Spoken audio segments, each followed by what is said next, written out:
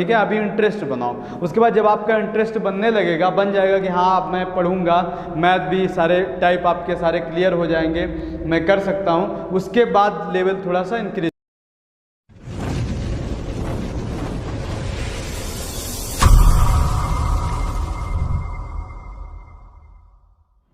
Hello friends, मैं अनुराग आप लोगों का स्वागत करता हूं आपके अपने YouTube channel Arth academy with Anurag में।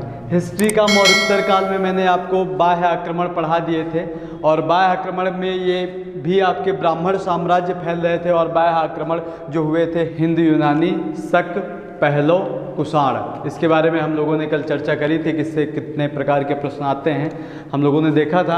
अब नेक्स्ट है ये ब्राह्मण साम्राज्य कुछ फैल रहे थे और कभी कभी प्रश्न में ये भी बना करके पूछ लेता है कि 4 ऑप्शन दे देगा, आपसे पूछ लेगा कि कौन सा ब्राह्मण साम्राज्य नहीं था, ठीक है ना, ऐसे करके पूछ लेता है। तो आपको ये याद रखने हैं कि शुंग वंश, कर्ण वंश, सातवाहन वंश और चेदी वंश, ठीक है, ये आपके मौर्योत्तर काल में ब्राह्मण साम्राज्य, छोटे छोटे साम्राज्य पनप रहे थे, ठीक है ना।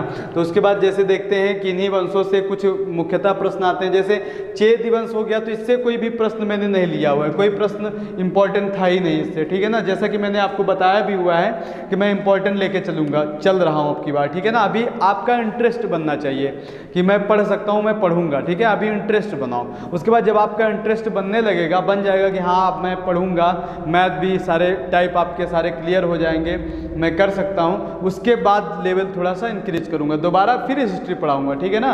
दोबारा जब मैं हिस्ट्री पढ़ाऊँगा तब थोड़ा सा और लेवल को अप करके पढ़ाऊँगा, ठीक से पढ़ाऊँगा, ठीक है ना। तो अभी आप देख लो, केवल आपको सीरीज पता चल जाए कि हाँ कैसे कैसे हिस्ट्री स्टार्ट हुई, कैसे हिस्ट्री बनी, कहने का मतलब ये है। अभी हम लोग ये देखेंगे कि किस तरीके से ये काल खत्म हुए, मौर्योत्तर काल आए, क्या क्या कैसे बदलाव हुआ है, ये सारी चीज़ें देखेंगे। उसके बाद उन्हीं में जाकर के डीप में चर्चा करेंगे। अब पहली बार में ही हम अगर डीप में जाकर के चर्चा करने लगेंगे तो थोड़ा सा आप समझ रहे हो ना, हम समझ रहे हैं, क्योंकि हमको भी पहले बोरिंग सा लगता था जब पहले स्टार्टिंग करी थी पढ़ना, ठीक है ना। तो फिर देखते हैं। तो पहला क्या है, शुंग वंश। तो शुंग वंश से क्या है, कह रहा शुंग वंश के संस्थापक कौन थे, अर्थात शुंग वंश का संस्थापक किसे माना जाता है। तो शुंग वंश का संस्थापक माना जाता है पुष्यमित्र शुंग को, ठीक है, पुष्यमित्र शुंग, पुष्यमित्र शुंग को शुंग वंश का संस्थापक माना जाता है। नेक्स्ट आ जाता है, कह रहा 2 अश्वमेघ यज्ञ किसके शासनकाल में हुए थे। तो 2 अश्वमेघ यज्ञ किसके शासनकाल में हुए थे, तो 2 अश्वमेघ यज्ञ जो हुए थे वो इन्हीं के शासनकाल में हुए थे, पुष्यमित्र शुंग के ही शासनकाल में, ठीक है ना। पुष्यमित्र शुंग के ही शासनकाल में 2 अश्वमेघ यज्ञ हुए थे, पुष्यमित्र शुंग, ठीक है। ये इंपॉर्टेंट क्वेश्चन है, पूछा गया है कई बार परीक्षाओं में, पूछा गया है कि 2 अश्वमेघ यज्ञ किसके शासनकाल में हुए थे, तो पुष्यमित्र शुंग के शासनकाल में। अगला प्रश्न है, सर्वप्रथम यवनों को किसने पराजित किया था। तो सर्वप्रथम यवनों को वसुमित्र ने पराजित किया था, ठीक है, वसुमित्र, सर्वप्रथम यवनों को वसुमित्र ने पराजित किया था। यवनों के बारे में हम लोग पीछे पढ़ चुके हैं, ठीक है ना। सर्वप्रथम पहला यवन आक्रमणकारी कौन था, डेमेट्रियस, पहला क्वेश्चन लिखाया हिंद यूनानी में, ठीक है ना। तो सर्वप्रथम यवनों को किसने पराजित किया था, वसुमित्र ने। नेक्स्ट आ जाता है, मनुस्मृति की रचना किस काल में होती है। तो मनुस्मृति की रचना किस काल में होती है, तो यही शुंग वंश का काल होता है, शुंग वंश में, शुंग काल, ठीक है। शुंग वंश कहने का मतलब ये जो मनुस्मृति की रचना की जाती है तो इसी वंश में की जाती है, इसलिए उस जो पीरियड को कहते हैं उस पीरियड को शुंग काल कहते हैं, शुंग काल, ठीक है। तो मनुस्मृति की रचना किस काल में होती है, शुंग काल में। किस वंश में होती है, तो शुंग वंश में होती है। नेक्स्ट आ जाता है, पुष्यमित्र शुंग की राजधानी क्या थी। तो पुष्यमित्र शुंग की राजधानी थी विदिशा, ठीक है, पुष्यमित्र शुंग की राजधानी जो थी वो विदिशा थी। नेक्स्ट आ जाता है कि महाभास किसकी रचना है। तो महाभास किसकी रचना है, पतंजलि, ठीक है, महाभास जो है पतंजलि की रचना है। नेक्स्ट है भरहुत स्तूप की खोज, स्तूप की खोज किसने की थी, Alexander Cunningham, Alexander Cunningham, Alexander Cunningham ने भरहुत स्तूप की खोज की थी, अलेक्जेंडर कनिंघम। नहीं आता है शुंग वंश का अंतिम शासक कौन था, और शुंग वंश का संस्थापक और अंतिम शासक जरा याद रखिएगा, पूछ लेता है कभी कभी। तो शुंग वंश का अंतिम शासक कौन था भैया? देवभूति। ठीक है, देवभूति शुंग वंश का अंतिम शासक था। शुंग वंश का अंतिम शासक देवभूति। अब इसके बाद क्या होता है कि शुंग वंश का अंतिम शासक जो देवभूति होता है, देखो मैंने स्टार बना के पॉइंट नोट किया हुआ है कि शुंग वंश का जो अंतिम शासक देवभूति होता है, देवभूति के मंत्री वासुदेव ने उसकी हत्या करके सत्ता प्राप्त कर ली। अर्थात जो वासुदेव होता है इसकी हत्या कर देता है देवभूति की, ठीक है, और इसकी हत्या करने के बाद कर्ण वंश की स्थापना करता है, कर्ण वंश। तो कर्ण वंश का संस्थापक किसे माना जाएगा भैया? तो कर्ण वंश का संस्थापक किसे माना जाएगा? वासुदेव को माना जाएगा, ठीक है ना। कर्ण वंश का संस्थापक कौन था? वासुदेव था। वासुदेव कौन था? देवभूति का मंत्री था। नेक्स्ट है आपका अंतिम शासक सुसमी, ठीक है, अंतिम शासक सुसमी, जिसे सातवाहन वंश के प्रवर्तक शिमुख, ठीक है, सातवाहन वंश के प्रवर्तक शिमुख। अर्थात कर्ण वंश का अंतिम शासक कौन था? सुसमी, और जिसे सातवाहन वंश के प्रवर्तक शिमुख ने पराजित कर दिया, ठीक है, पद से पराजित कर दिया, पदच्युत कर दिया। कहने का मतलब पद से विमुक्त होना, इसका मतलब होता है पद से विमुक्त होना। तो इसको हरा दिया, हराने के बाद क्या हुआ? सातवाहन वंश की स्थापना कर दी, ठीक है। अब सातवाहन वंश का संस्थापक कौन हो जाएगा? आप पीछे ही पढ़ के आ चुके हैं, तो कौन हो जाएगा भैया?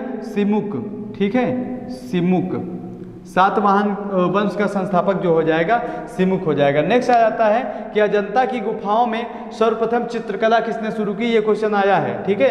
तो अजंता की गुफाओं में सर्वप्रथम चित्रकला करने की जो कला थी वो सातवाहन वंश के लोगों ने स्टार्ट करी थी। सातवाहन वंश में ये कला स्टार्ट करी गई थी कि चित्रकला बनाना, ठीक है ना। चित्रकला अजंता की गुफाओं में, सातवाहन वंश। आगे है, आगे सातवाहन राजा को दक्षिण पथ के भगवान के रूप में जाना जाता है, तो सतकर्णी को, ठीक है, सतकर्णी राजा को, सतकर्णी राजा को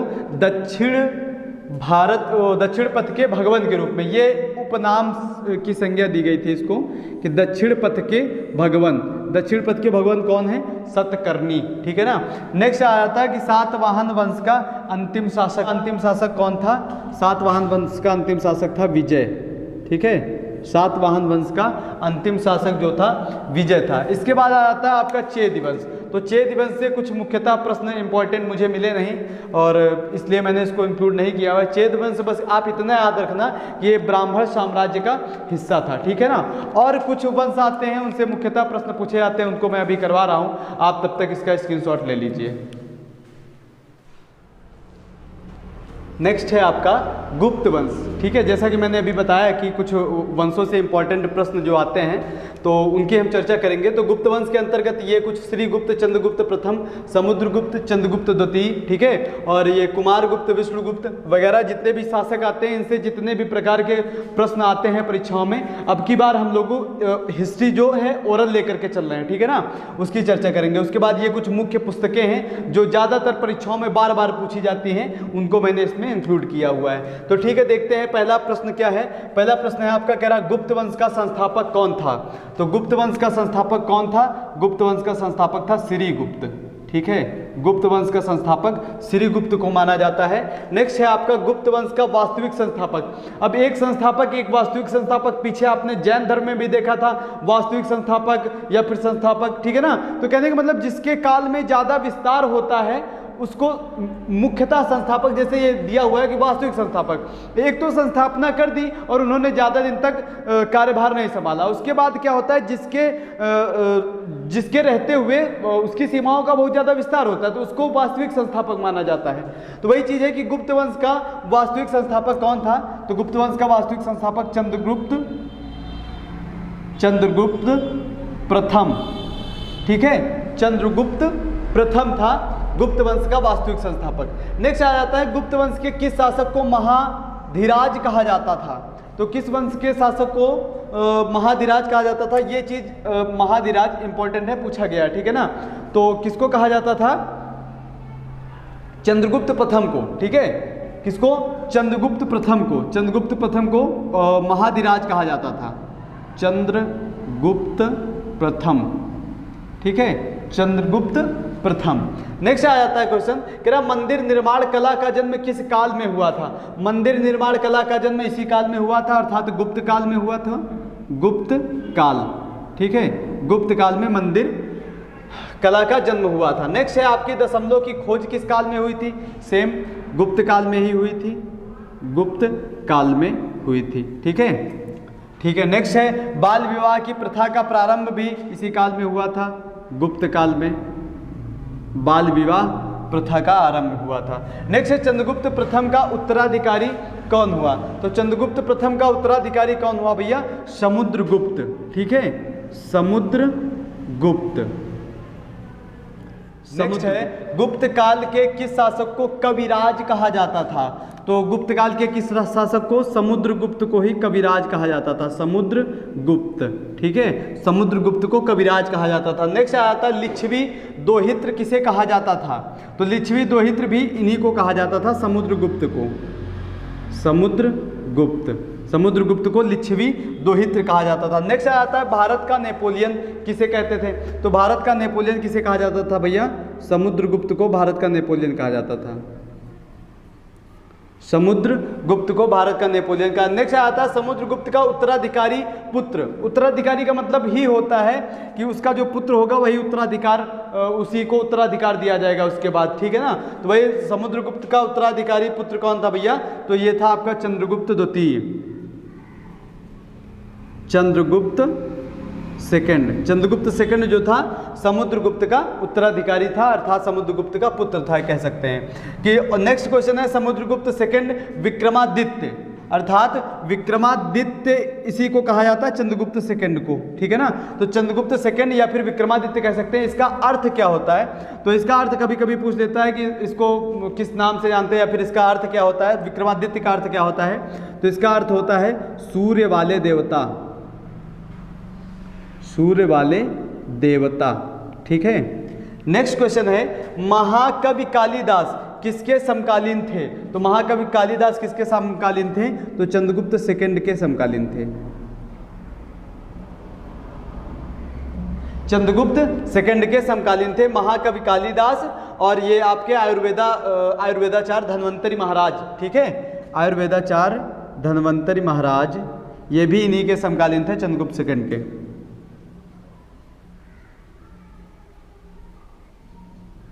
ठीक है, और चंद्रगुप्त सेकंड को देखो यहाँ पे लिखा हुआ है विक्रमादित्य भी कहा जाता है। ठीक है ना, ठीक है। नेक्स्ट क्वेश्चन है वराहमिहिर विद्वान किसके दरबार में रहते थे? तो वराहमिहिर जो थे ये विद्वान, ये किसके दरबार में रहते थे भैया?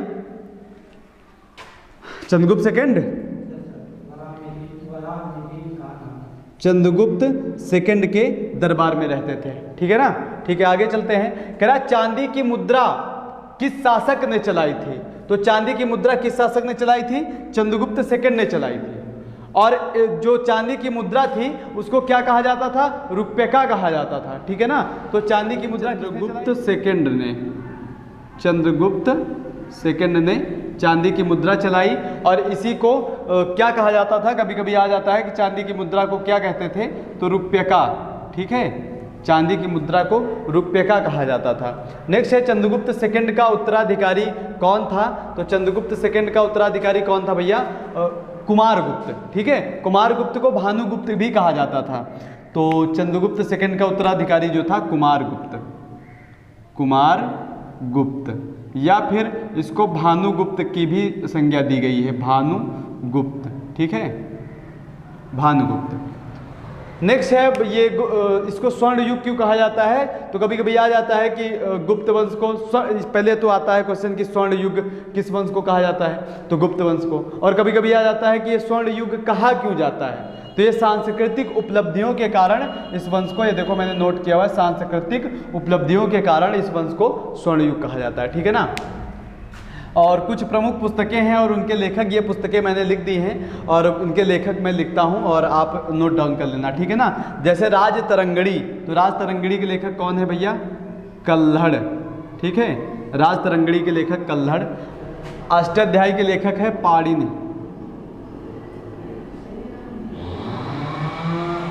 पाणिनि। नेक्स्ट है बुद्धचरित, बुद्धचरित के लेखक कौन है? अश्वघोष, अश्वघोष। नेक्स्ट आता है हर्षचरित। हर्षचरित या कादंबरी, ठीक है, हर्षचरित या कादंबरी दोनों के लेखक कौन है भैया? बाणभट्ट। बाणभट्ट। नेक्स्ट है मुद्रा राक्षस। मुद्रा राक्षस मैंने पीछे भी आपको कराया हुआ है। मुद्रा राक्षस के लेखक बताओ, ठीक है, कौन है भैया? विशाख दत्त। विशाख दत्त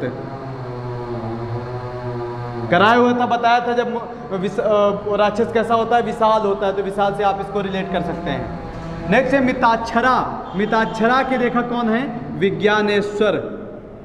विज्ञानेश्वर, ठीक है, मिताक्षरा के लेखक हैं विज्ञानेश्वर। नेक्स्ट है जैन ग्रंथ या कल्पसूत्र। तो जैन ग्रंथ या कल्पसूत्र के लेखक कौन है भैया? भद्रबाहु।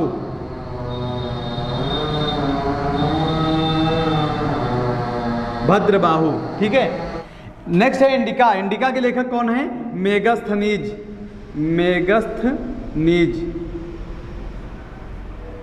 नेक्स्ट है मेघदूत। मेघदूत अभिज्ञान शाकुंतलम। तो मेघदूत और अभिज्ञान शाकुंतलम के लेखक कौन है? महाकवि कालिदास, ठीक है। पृथ्वीराज रासो। पृथ्वीराज रासो के लेखक कौन है? चंदबरदाई। चंदबरदाई, ठीक है, चंदबरदाई। नेक्स्ट है आपका गीत गोविंद। गीत गोविंद के रचयिता कौन है? जयदेव। जयदेव। नेक्स्ट क्या आता है? नेक्स्ट है आपका आनंद मठ। आनंद मठ के लेखक कौन है? बंकिम चंद्र चटर्जी,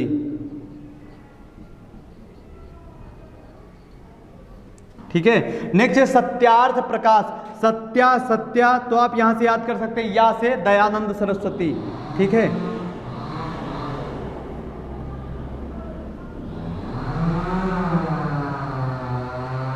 नेक्स्ट है बृहत कथा मंजरी। तो बृहत कथा मंजरी के लेखक कौन है? क्षेमेंद्र। क्षेमेंद्र, ठीक है।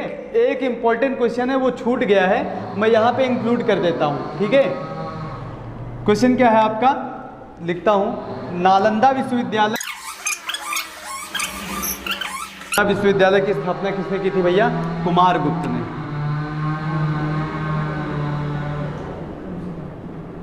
कुमारगुप्त या कुमारगुप्त को भैया भानुगुप्त भी कहा जाता है, ठीक है, भानुगुप्त, कुमारगुप्त या भानुगुप्त, ठीक है। गुप्ता डायनेस्टी यहीं से खत्म होती है। इतने इंपॉर्टेंट प्रश्न इससे आते हैं और आप देख लीजिएगा जहां भी कोई भी, ठीक है। आप इसका स्क्रीनशॉट ले लीजिए और मिलते हैं नेक्स्ट वीडियो में। तब तक के लिए जय हिंद, जय भारत।